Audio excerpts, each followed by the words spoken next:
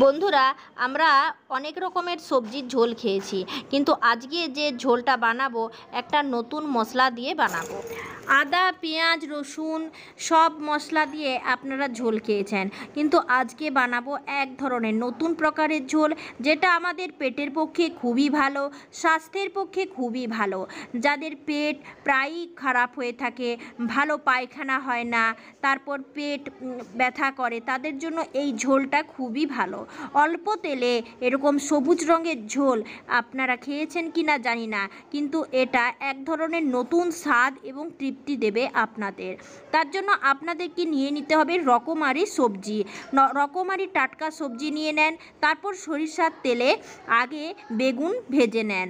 সবজির মধ্যে যদি বেগুন থেকে থাকে, বেগুন ছাড়া তো ঝোল ভালোই লাগে না বলতে গেলে, তাই বেগুনটা অবশ্যই আপনারা তেলে প্রথমে ভেজে নেবেন, অল্প তেলে, এবং সামান্য নুন দিয়ে বেগুনটাকে ভেজে তুলে রেখে দেন। বেগুনটা ভাজতে দিয়ে চাপা দিয়ে আপনাদের আমি দেখাচ্ছি কিভাবে এবং কোন মশলা দিয়ে এই ঝোলটা বানাবো। বন্ধুরা, এখানে আমি দিয়ে দেব, আপনারা দেখতে পেয়েছেন সবুজ রঙের কয়েকটা পাতা। এই পাতাটা এমনি শহর বাজারে বিক্রি হয়, কিন্তু গ্রামের ঘরে ঘরে এই পাতা থাকে। বন্ধুরা, এটা হচ্ছে গন্ধ ভাদালি পাতা। এই গাঁদাল পাতা অনেকেই আমরা বলে থাকি।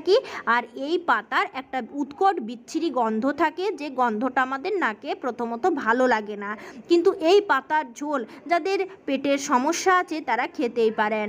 আদা, পেঁয়াজ, রসুন সব কিছু রেখে যদি আপনারা এই পাতাটা বেটে ভালোভাবে ঝোল তৈরি করে খান, তাহলে আপনাদের শরীর সুস্থ থাকবে, পেট ঠান্ডা থাকবে, আর ঝোলটার স্বাদ একদম পুরো অন্য রকমের হয়ে যাবে। আপনাদের আমি পাতাটা দেখাতে গিয়েছিলাম বেগুনটা অল্প তেলে ভাজতে দিয়ে। এরপর আমি বেগুন তুলে নিয়েছি, আর ওই কড়াইয়ে আমি একটু তেল নিয়ে নিচ্ছি। বন্ধুরা, এই তেলটা নিচ্ছি কারণ অনেকগুলো সবজি আছে, কিন্তু এখানে আমি নিয়ে নেব শুধু সরিষার তেল। প্রথমে নিয়ে নিচ্ছি পটল, অবশ্যই এখানে কাঁচা কলা, পেঁপে এগুলো লাগে, লাউ ডাঁটা থাকলে খুবই ভালো হয়, কিন্তু এই মুহূর্তে নেই। ঝিঙে নিয়ে নিচ্ছি, বরবটি, আলু, তারপর নিয়ে নিচ্ছি গাছের একদম তাজা পেঁপে। সমস্ত কিছু সবজি যা যা বাড়িতে ছিল সব কিছু নিয়ে খুব ভালোভাবে ভেজে নিচ্ছি। এমনিতেই এই সবজিটা ভাজার জন্য প্রচুর তেলের দরকার, কিন্তু আমি খুব কম তেলেই সবজিটা ভেজে নিচ্ছি। ঝিঙে থেকে প্রচুর পরিমাণে জল বের হবে একটু পরেই। আর এখানে নিয়ে নিচ্ছি লবণ, পরিমাণ মতো লবণ নিয়ে নিচ্ছি, আর লবণটা দিলে একটু ঢেকে রাখলেই কিছুক্ষণ পর দেখবেন জল বেরিয়ে সব কিছু ভাজা হয়ে গেছে এবং সেদ্ধও হয়ে গেছে। এখন এই গাঁদাল পাতাকে ভালোভাবে জলে ধুয়ে নিচ্ছি, আর ছোট্ট ছোট্ট করে কাঁচিতে করে কেটে নিচ্ছি, কারণ কেটে নিলে মানে কুচিয়ে নিলে খুব ভালোভাবে এটা মিক্সিতে মানে ব্লেন্ডারে বাটা হয়ে যায়। আর এটা কখন দেবেন এবং ঝোলে কি কি মশলা দিবেন সেটা আমি আপনাদের করে দেখিয়ে দিচ্ছি। বন্ধুরা, এই গাঁদাল পাতার বাটি হয় এবং গাঁদাল পাতা বড়া হয়, অনেকে বড়া করে আলু দিয়ে পাতলা ঝোল করে খান, এটা পেটের পক্ষে খুব ভালো। যাদের পেট প্রায় মচারে মচারে ওঠে, পেট ভালো থাকে না, পায়খানার সমস্যা থাকে, তারা কিন্তু পেট ভালো রাখার জন্য এই ঝোলটা অবশ্যই ট্রাই করতে পারেন। বন্ধুরা, আদা জিরা দিয়ে, পেঁয়াজ কাঁচা লঙ্কা দিয়ে তো ঝোল প্রায় খাওয়া হয়, কিন্তু এই ঝোলটার স্বাদ সম্পূর্ণরূপে বলবো আলাদা। তো এখন আমি ব্লেন্ডারের কাপকে ধুয়ে নিয়েছি, আর কুচিয়ে রাখা গাঁদাল পাতাগুলোকে এইভাবে দিয়ে দিচ্ছি। এই দেখুন বন্ধুরা, সমস্ত এখানে পাতাগুলো দিয়ে দিচ্ছি, আর খুব ভালোভাবে এটা বেটে নেব। একটু জল দিয়ে দিচ্ছি, এই দেখুন। এরপর এটা ঢেকে রেখে দিচ্ছি আর ভালোভাবে বেটে নেব। বাটার পরে আমি আবার আসছি। তো এতক্ষণ সবজিগুলো আমি ঢেকে রেখেছিলাম আর খুব ভালো মতো ভেজে নিয়েছি। এই দেখুন, হলুদ দিইনি, কেবলমাত্র নুন দিয়েছি, হলুদ দিলে খুব একটা ভাজা হয় না।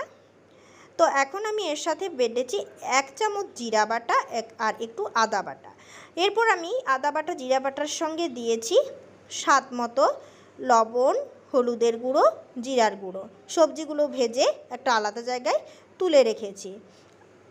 সমস্ত মশলাটা রেডি হয়ে গেলে আবারও কড়াইয়ে একটু সামান্য সরিষার তেল দিয়েছি, 5 ফোড়ন, গোটা জিরা দিয়ে তারপর আমি এটা তুলে নিচ্ছি।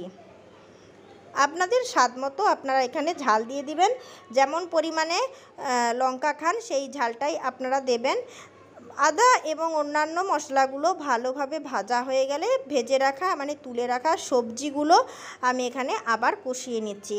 না কষিয়ে নিলে কিন্তু বরবটি, ঝিঙের যে কাঁচা গন্ধ সেটা থেকে গেলে ঝোলটা বেশ টেস্টি হবে না।